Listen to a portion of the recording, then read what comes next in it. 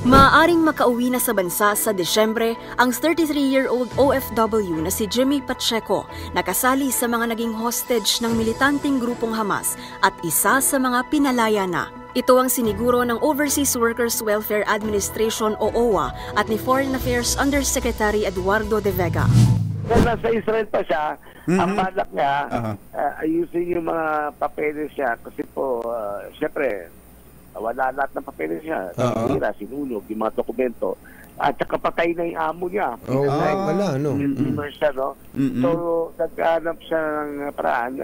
Tinutulungan natin, no? Tinutulungan ng ibahada na magkaroon ng bagong amo, magkaroon ng bagong status, tapos babalik siya sa Pilipinas next month, bago mag-Christmas, makasama niya pamilya na. Tapos kung ayos na, babalik siya sa Israel. Ang video na ito ay kuha noong nakalabas na ng ospital sa Tel Aviv si Pacheco matapos maging isa sa mga bihag ng Hamas.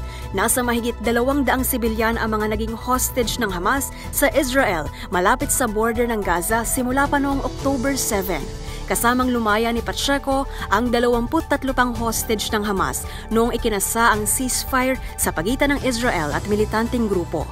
Patuloy naman ang pagbibigay ng gobyerno ng pinansyal na tulong sa mga Pilipinong nakauwi na sa bansa mula sa Israel. Pinangakuan din ng Israeli government si Pacheco na bibigyan ito ng full lifetime benefits. Samantala, mahigit 200 OFW at mga bata na ang nakabalik ng bansa mula sa Israel mula nang magsimula ang pag-atake ng Hamas noong Oktubre. At yan ang MBC Network News. Mula sa kauna-unahan sa Pilipinas, DZRH, ito si Pamela Adriano. Tuloy-tuloy sa pagbabalita, tuloy-tuloy sa serbisyo. Sama-sama tayo, Pilipino.